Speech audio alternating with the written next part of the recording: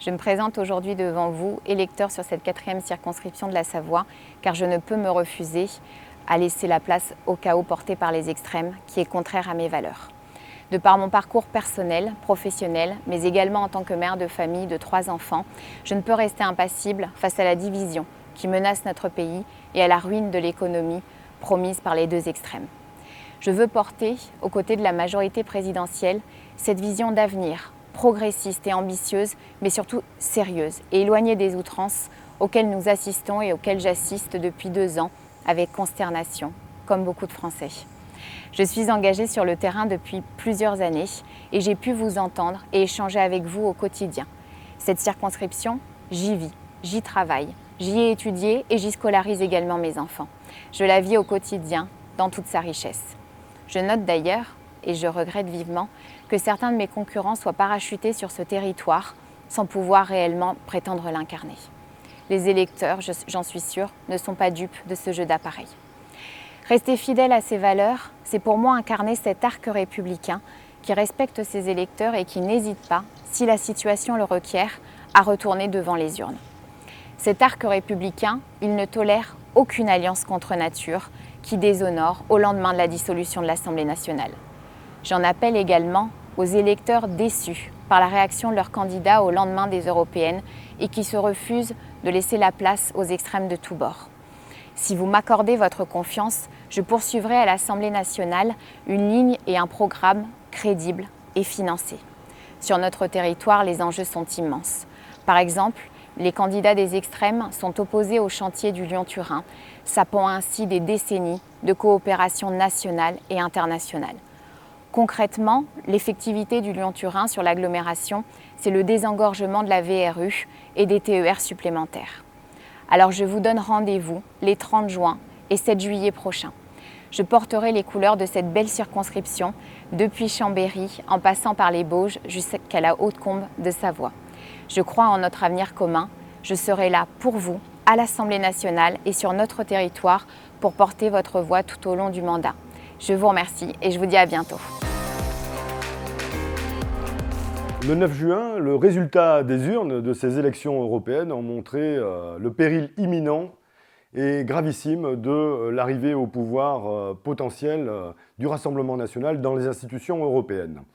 Le désaveu du parti présidentiel fut tel dans ces élections que Macron a décidé, le soir même de l'annonce des résultats, de dissoudre l'Assemblée nationale de son propre chef comme une forme de caprice ou plutôt de jeu, puisqu'il a pensé que permettre l'arrivée du Rassemblement national au pouvoir en France lui permettrait en 2027 de revenir sur cette séquence.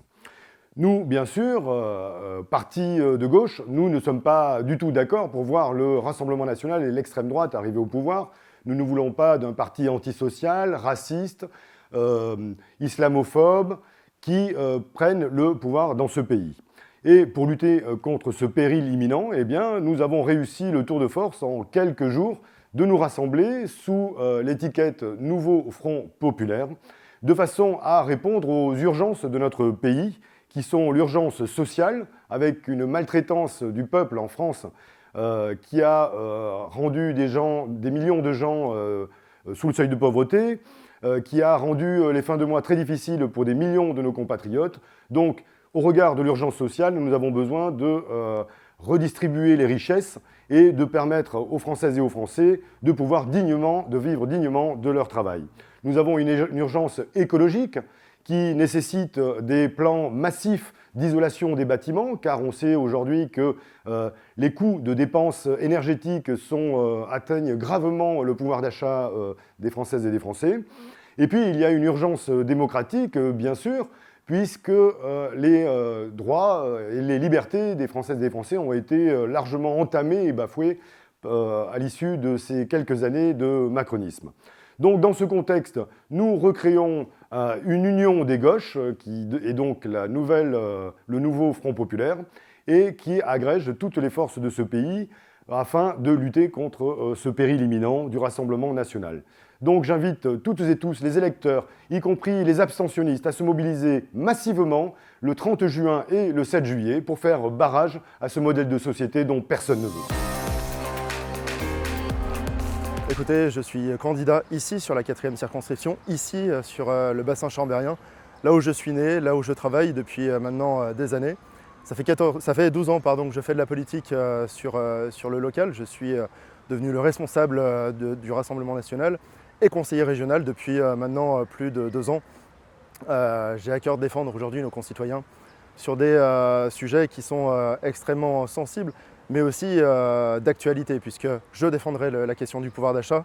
Je ne me résoudrai jamais à savoir qu'il y a des étudiants qui aujourd'hui font la queue au Resto du Cœur ou que des personnes âgées renoncent à des soins.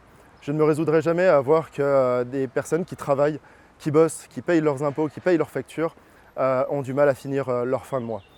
Je mettrai aussi en avant sur cette campagne la sécurité. Je souhaite aujourd'hui que quand une mère d'enfants amène leurs enfants à l'école, que ceux-ci soient en sécurité, qu'ils puissent rentrer tranquillement à la maison.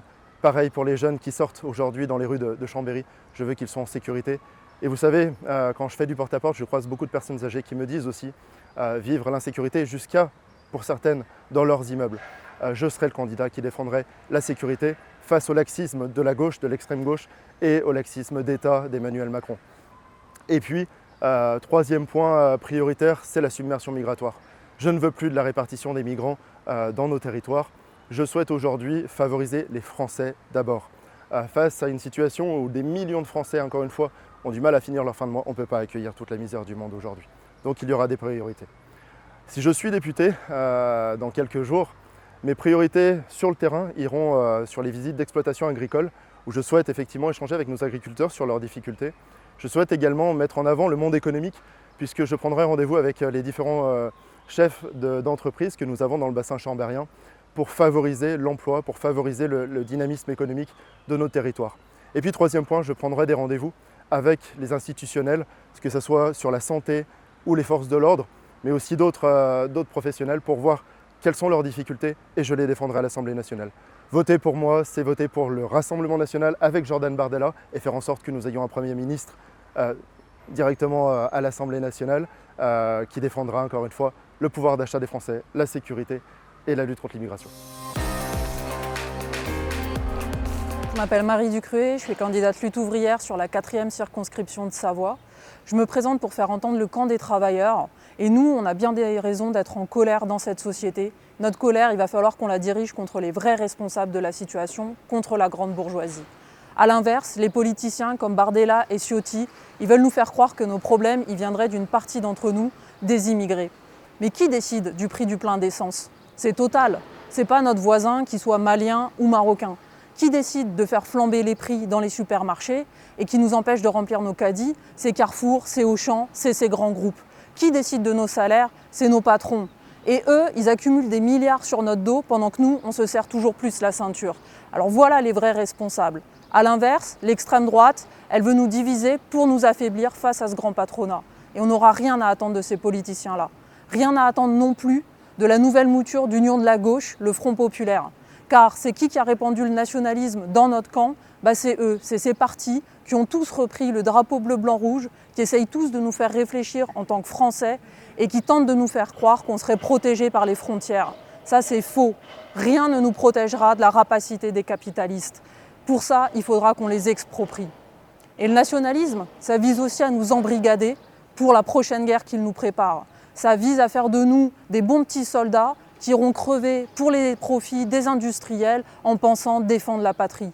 Alors face à tous ces problèmes, nos solutions, elles ne seront pas dans les élections, nos solutions, elles seront dans renouer avec les luttes collectives. Et les travailleurs, ceux qui font tout tourner dans la société, on a une force gigantesque, à condition d'être unis, à condition d'être conscients qu'on appartient tous à un seul et même camp. Cela, vous pouvez commencer par l'affirmer en votant lutte ouvrière, en votant pour ma candidature le 30 juin, affirmer il y a une seule classe, la classe ouvrière, qu'on est tous réunis autour d'un même drapeau, le drapeau rouge, et que la seule frontière qui compte, c'est entre les exploiteurs et les exploités.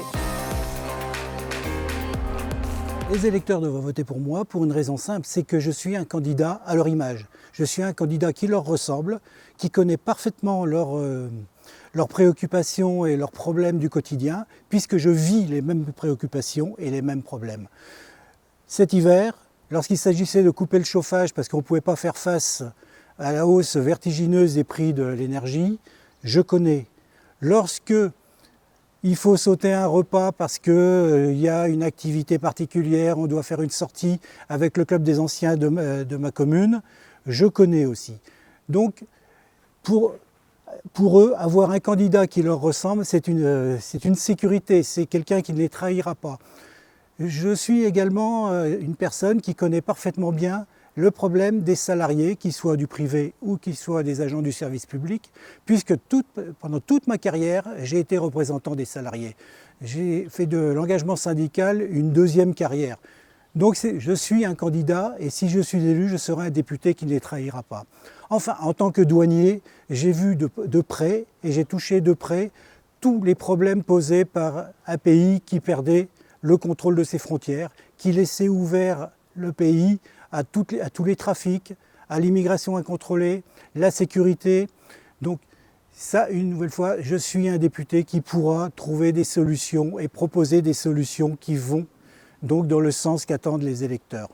Et surtout, je serai un député qui mettra par-dessus tout l'intérêt de la France et l'intérêt des Français. Parce que pour moi, ma première préoccupation, c'est l'intérêt de la France, l'intérêt des Français. La France et les Français passent avant toute autre considération. La France et les Français passent avant les Allemands, avant les Ukrainiens, avant les Canadiens. Les Français, c'est la priorité. Si vous pensez que changer de représentant n'est plus suffisant, mais qu'il est temps de changer les règles, si vous en avez assez de voter pour des programmes à rallonge, dans lesquels on vous promet monts et merveilles, de voter pour des programmes avec lesquels vous ne vous retrouvez que partiellement, si vous en avez marre de toujours voter contre quelque chose, en opposition à la montée de tel ou tel parti, et jamais pour des choses constructives, positives ou rassembleuses, si vous avez le sentiment d'être impuissant, voire dépassé par cet univers politique français, et enfin si vous vous demandez à quoi bon aujourd'hui peut-il servir encore d'aller voter, eh bien je pense que ma candidature est faite pour vous. Je n'ai qu'une ambition, changer les règles du jeu politique en important ce qui se fait de mieux au monde en la matière, les règles de la démocratie directe suisse. En Suisse, les citoyens ordinaires ne se contentent pas d'aller voter une fois tous les 5 ans pour des représentants. Ils peuvent véritablement et à tout moment décider des sujets qui les préoccupent et ça change tout. Quelles sont ces règles de démocratie directe? Sans entrer dans le détail, les principales sont le référendum d'initiative citoyenne constituant et le référendum obligatoire. Et sachez-le, c'est techniquement très facile à mettre en place. Ce n'est qu'une question de volonté politique. Mais pour que cette volonté politique émerge, il faut que nos aspirants élus, candidats, ressentent une pression électorale suffisamment forte sur ces questions précises. Et justement, soutenir une candidature comme la mienne, voter pour moi, c'est envoyer un signal fort à la classe politique française, c'est leur dire, écoutez, la fête est finie, moi, citoyen ordinaire, je ne me laisserai plus berner par vos promesses. Je veux, à la manière des citoyens suisses, prendre ma juste place de patron de notre système politique. Alors soyons clairs, un tel changement n'est pas pour demain, mais n'oubliez pas, tout voyage, aussi difficile soit-il, commence par un pas.